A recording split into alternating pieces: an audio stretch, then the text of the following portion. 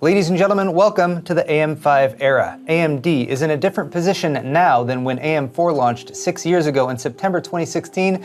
They have now proven that they can hang with and even outdo Intel on the performance side, but now they have a new challenge: do it again. Follow up on the platform that they supported for 6 years, hopefully by duplicating AM4's success with more good choices on AM5. The first batch of 7000 series CPUs, starting with the flagship 7950X that I'm reviewing today, will set the tone for what's to come. And spoiler alert, I can now confirm that the 16-core, 32-thread flagship is the fastest mainstream CPU for compute tasks and gaming. But how much faster is it than the 12900K, 5950X, or 5800X 3D? Since I'm finally allowed to show benchmark comparisons, I'm proud to present you all with my gaming and performance review of the brand new Ryzen 9 7950X. Excellent! Today's video is brought to you by the new FX series of cases and CPU coolers from Be Quiet, combining addressable RGB lighting with legendary build quality, top-tier performance, and near-silent operation. The Pure Base 500 FX can fit up to a 360mm all-in-one or tall air coolers while keeping things chilly thanks to airflow-optimized top and front panels. The Pure Loop 2 FX liquid cooler comes in 3 sizes and supports all modern mainstream CPUs, and the Pure Rock 2 FX air cooler can handle up to 150 watts TDP with style and ease. Be Quiet's FX series products are suitable for any build in need of a functional and tasteful RGB upgrade, so click the sponsor link in the video description for more. There are 4 Ryzen 7000 CPUs launching today: the 6-core 12-thread 7600X for $300, the 8-core 16-thread 7700X for $400, the 12-core 24-thread 7900X, which goes for $550, and the flagship 7950X that I'm reviewing today, 16 cores and 32 threads for $700. I'll be posting additional videos this week with performance comparisons for the other models, but today I wanted to kick off by focusing on a simple question: what's the fastest mainstream CPU now? So I'm comparing AMD's previous gen 5950X, the fastest non-high-end desktop CPU for compute tasks, as well as the 3D V-Cache enabled 5800X 3D, Team Red's best gaming chip. From Intel we have but one entrant, the 12900K, their best CPU for both gaming and compute right now, with the possible exception of the 12900KS, which I skipped because paying an extra $150 for 100 MHz higher clock speeds is just silly. I wanted to start with some notes on my approach and methodology today though. There are a lot of variables in CPU benchmarking, and deciding what your test conditions will be is a key aspect of good comparison testing. So I've used identical hardware and settings between test beds where possible, with a focus on how I think most users will be set up at home. So I've enabled Memory Expo settings for AMD and XMP settings for Intel, with no additional BIOS tweaks apart from turning on resizable bar support and setting the CPU fans to 90% speed for consistency in thermal testing. I've also left Windows 11 VBS on, as that's the default setting, although disabling it could result in slightly better performance. So here are the specs and stats for my comparison CPUs for today, keeping things simple with a 4-horse race. Apart from the $700 7950X, we have Intel's 12900K, which is currently selling for $585, the 5950X, which is going for about $550, and the 5800X 3D, which has bounced back up to $420. Nice. Although it was selling for below $400 for a while, so I guess it's less nice. You might also note some of the advancements for the new AM5 platform here, with PCIe 5.0 and DDR5 memory support now being added on the AMD side as well. The details of my testbed setup can be seen on screen now, but I will highlight the most important parts in terms of performance. For DDR4 memory on the X570 testbed, I'm continuing to use my sweet spot 32GB G.Skill Trident Z Neo 3600 speed CL16 kit, and for the DDR5 platforms, I am also using G.Skill memory. For AM5, it's a Trident Z5 Neo kit rated for DDR5 600 speed and CL30 timings, and for Intel, I asked G.Skill if they had an equivalent XMP settings kit, and they came through with this one, Trident Z5 RGB with XMP 3.0 support, also DDR5 6000 speed with CL30 timings, with the only difference from the Expo kit being the secondary timings at 40 cycles instead of 38, so hopefully that causes a huge controversy in the comments section. Realistically, the difference between these two kits should be negligible. For the GPU, I'm using the MSI Supreme X version of NVIDIA's RTX 3080 Ti, and for the CPU we have a 360mm all-in-one cooler, the Corsair H150i Elite LCD. For our power supply, we have an overkill 1600 watt Corsair AX1600i, and the systems were set up in open test beds with the AIO radiator fans pushing air across the motherboard CPU socket and VRMs for consistency. And now let's go over system performance, starting with CPU frequencies. Here are the speeds that each CPU was running at. I'm showing the peak frequency each CPU hit across all tests, as well as the sustained all-core frequency during a 10-minute IDA64 stress test. Right away we can see AMD's big jump in clock speeds this generation, with the 7950X hitting a peak of 5.75 GHz. That's with no manual overclocking or special PBO settings, mind you. And even under sustained load, it was running all cores between 5.2 and 5.3 GHz, which is about 800 to 900 MHz faster than what the 5950X is capable of under those conditions. Quite impressive. The 12900K was at 4.9 GHz sustained on the P cores and 3.7 GHz on the E cores, but there are important notes for both platforms to be made when it comes to thermals. So let's talk about that. Here are my temperature reading comparisons, showing the average core temperature after the 10-minute IDA64 burn-in test. And you're probably thinking, wow, Paul, 95 to 100 degrees Celsius is hot. And you'd be right, but allow me to explain before you go post to your social medias about how AMD and Intel are selling us space heaters for CPUs now. AMD addressed this in their reviewer's guide notes, stating that they are taking advantage of all the thermal and power headroom available, and that the new chips will hit a thermal wall before they hit a power wall. So they'll hit thermal junction max 95C for the 7000 series and stay there under intense workloads, but they assure us that 95C is a safe operating temperature and that it could run like that 24/7 without problems, although your computer room might get a bit toasty if you did that, I suppose. On the Intel side, I managed to end up with the same situation though. It's just hard to say if that's by design.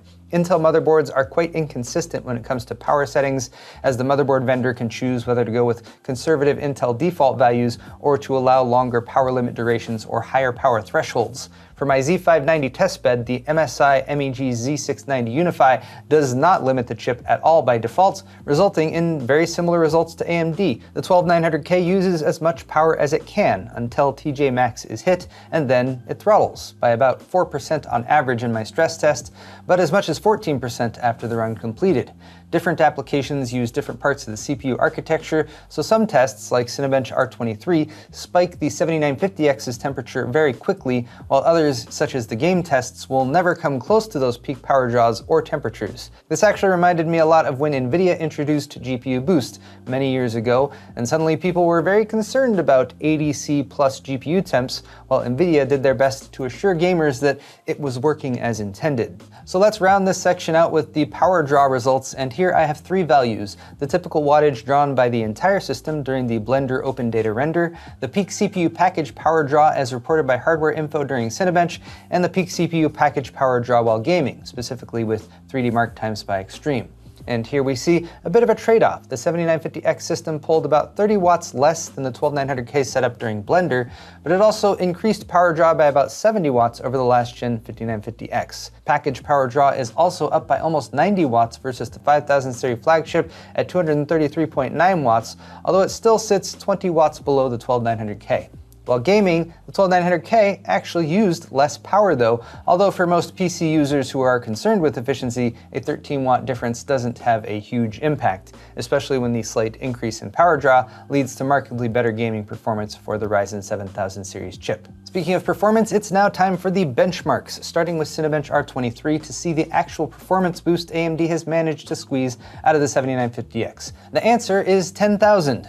About 10,000 points, that is, as in the multi-threaded test we hit a score of 38,425 with the 7950X. That's about 35% faster than the 5950X and a 41% bump over the 12900K. And here are the single thread scores, an area Intel has remained competitive in. We got 2,052 points with the 7950X. That's about 50 points more than the 12900K, or 2.4% faster, and also about 25% faster than the 5950X. Next is CPU Mark. That's part of the Passmark Performance Test 10.2 suite and runs a series of synthetic workloads to determine overall performance. Multi-threaded scores leverage all the cores and threads available, so it's again very impressive that the 7950X scored more than 65,000 points, beating out the 5950X by 30%, a big boost over the last gen results. The 7950X was also 47% faster than the 12900K, and more than double the performance of the 5800X 3D. In the CPU Mark single-threaded test, the 7950X got 4,397 points and was on top again by 20% over the 5950X, while maintaining a slim lead of 1.8% over the 12900K. Blender 3.3 is next, which is a free and open source 3D creation suite for modeling, animation, simulation, and rendering. We're running the Open Data version 3.1 test, which now provides a samples per minute score across 3 test scenes: Monster, Junk Shop, and Classroom. The 7950X dominated this test with a score of 623, which is about 36% faster than the 5950X and a 55% win over the 12900K. We have a couple entries from the Adobe suite next, starting with Photoshop, and I'm testing the 2022 version with the Puget Systems benchmark extension. The 12900K has typically outperformed AMD in Photoshop, but even its score of 1,384 points was not enough to surpass the 7950X, which hit 1,518. That's 9.7% faster than the 12900K, and a solid 22.5% uplift versus the last-gen 5950X. Here's Adobe Premiere Pro 2022 for you video editors out there, also testing with the Puget Systems benchmark extension, and this time the 5950X and the 12900K were neck and neck, scoring 1,113 and 1,123 respectively. The 7950X still wins though, hitting 1,242, which is about 11% faster than the other two CPUs, and don't worry 5800X 3D, we'll do some game testing soon, and that will be your time to shine. Next, we have video transcoding via Handbrake using a 4-minute 40-second 150 megabit H.264 4K video and transcoding it to 1080 with the fast preset. The encoding speed is shown as a frame rate, and at 67 frames rendered per second, the 7950X is 28% faster than the 5950X and 16% faster than the 12900K. Moving on, we have V-Ray version 5.01, which is a software solution by Chaos Group that helps artists and designers create photoreal imagery and animation for design, television, and feature films. Their benchmark is measured in V samples, and here the 7950X's score of 29,611 makes it a whole 60% faster than the 12900K. It also picked up a 51.5% win over the 5950X and was 170% faster than the 5800X 3D. The Corona renderer is a modern high-performance photorealistic renderer available standalone or as a plugin for 3D Studio Max or Cinema 4D, and again we're looking at time to render, so lower is better. The 7950X comes out on top of the 12900K again here by a margin of 50%, while also holding a 22% lead over the last-gen 5950X. Next is 7-zip, and I like 7-zip because it's one of the more common tasks you can do with a computer: basic file compression and decompression using the 32 megabyte dictionary size setting. The 7950X completes its sweep of the compute tests here, beating all comers in the compression test with a score of 159,758 million operations per second, which is about 29% faster than the 5950X and 26% faster than the 12900K. For decompression, the 7950X hit 263,970 MIPS, making it 21% faster than the 5950X and 88% faster than the 12900K. And now let's check out a batch of gaming benchmarks and see if the 7950X can outpace the 12900K and the 5800X 3D, which specializes in peak gaming performance. I'm running all the games except 3D Mark at 1080p, a relatively lower resolution where CPU performance will make a difference in the frame rates we achieve. And for the GPU, we're running a factory overclocked MSI Supreme X variant of NVIDIA's RTX 3090 Ti. 3D Mark TimeSpy Extreme is a synthetic benchmark from 3D Mark. It's a DirectX 12 test, and here the 3090 Ti's graphics score did not vary much between CPUs because it's at a higher resolution and more GPU bound. It does show that when CPU limitations aren't a factor, usually at higher resolutions like 4K, you should get performance similar to this, within 1 or 2 percentage points of each other.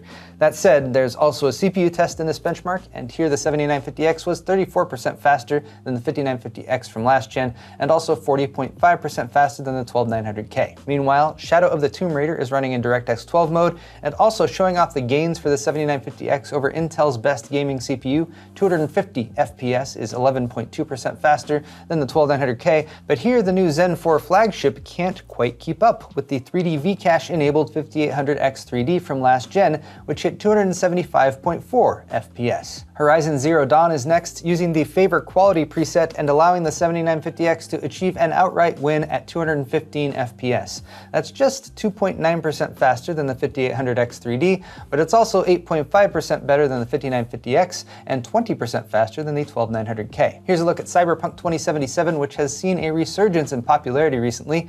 I'm using the Ultra preset, which resulted in an average frame rate of 126.7 for the 7950X, landing it in third place. While it was 3.4% faster than the 5950X, the 5800X 3D and the 12900K both got to about 129 FPS, which provided a narrow 1.7% win. Here's a look at Civilization 6 performance using the Gathering Storm AI benchmark, where CPU capabilities are determined by AI turn time rather than how many frames it can squeeze out of a GPU. The 7950X had a healthy win here with a 23.3 second average turn time, besting the 12900K by 10.3%, 5950X by 20.2%, and the 5800X 3D by 23.6%. Rounding things out with Far Cry 6, and here the 5800X 3D manages one more win, coming in nearly 5% ahead of the 7950X. The 12900K was also 1.8% faster than the 7950X in this test, and I noted the relatively poor 1% low numbers from the 16-core Ryzen CPUs here as well. The 5800X 3D can still hold its own, which means it will probably stick around as a gaming CPU for those who don't need the compute performance of the higher core count models, at least until AMD launches the 3D V-Cache enabled Ryzen 7000 series CPUs, which could happen in Q1 or maybe Q2 of 2023. And now I bid a warm welcome to everyone who just jumped ahead to the benchmarks summary part of the video. I don't blame you one bit. Here are my aggregate scores across all tests, starting with compute performance. I'm using the 5950X as the 100% baseline here, and based on my tests, the 7950X is an absolute beast when it comes to compute tasks, running the entire category and achieving an overall 27.2% performance boost over last gen. That's with about a 25% increase to power draw as well, in Blender at least, so there is some trade-off, but at least it's scaling in a reasonable fashion. Versus Intel's 12900K, the 7950X clearly dominates in compute tasks, so we'll have to wait for the upcoming Raptor Lake 13900K with its increased core and thread count to see if Team Blue can bounce back. That should be coming before the end of the year. Next is gaming. Basically, we're looking at the same values, just resorted by gaming performance, and here there's not quite as much of a blowout situation. Please note that gaming performance can vary a lot between titles and game engines, and I'm only including 6 today, so further testing will help sort this situation out a bit further, but the 5800X 3D is still holding its own versus the 7950X, only about 1% behind, and it's notable that it still outperformed the 7950X in Cyberpunk, Tomb Raider, and Far Cry. The 12900K, meanwhile, sits in the middle between the 5950X and the 7950X, a tough recommendation when there's so much more compute performance to be had with the 7950X, or so much more gaming value available in the 5800X 3D. Here's a final chart with pricing as well, because it helps to have it all on one page.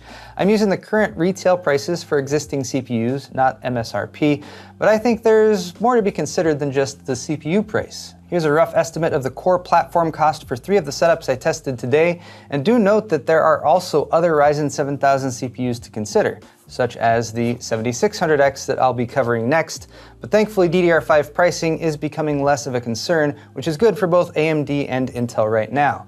The 5800X 3D still seems to be the most cost-effective solution if gaming is your primary focus though, but gamers who are on a budget might consider that B650 motherboards are yet to launch, and of course we're expecting 3D V-Cache variants of the 7000 series chips in some form too. So to sum up, I think AMD has another winner on their hands with the 7950X in terms of pure top-end performance and efficiency. It's even slightly less expensive than the 5950X's launch price, which is appreciated, although $700 is still a bit high for most gamers who aren't as concerned with the CPU's compute performance in workstation tasks. Early adopters probably won't find much to deter them from grabbing a new AM5 setup with this chip if you've got $1,200 or so to spend on a new motherboard and DDR5 memory kit as well, but budget-conscious builders and gamers in particular will probably want to check the performance of the 7600X and or wait for the B-series motherboards next month if you're looking for a bang-for-the-buck solution, or, as mentioned, those 3D V-Cache chips that are probably coming in early 2023. It is an exciting kickoff for the new platform though, and I haven't even covered some of the more niche features like eco mode and the iGPU's built-in hardware encoder. But that's all the time I have for today, and I really hope you guys have enjoyed this video. It took a lot of work to put together. I will put very important links to click down in the description, and if you have any comments, I'd be interested to read them. So let me know what you think of the 7950X's performance. Are you satisfied? Were you expecting more? Are you gonna buy a new system now or hold out till next year? Closing things to say, hit the thumbs up button on your way out if you enjoyed this video. Check out my store at paulshardware.net for shirts, mugs, pint glasses, and other cool stuff you can buy. Subscribe to my channel if you haven't already, and stay tuned for my 7600X review. Did you notice I've been holding the 7600X this whole time and not the 7950X? Only my special viewers who stay till the end of the video are privy to this secret information. Anyway guys, thanks for watching, and we'll see you in the next video.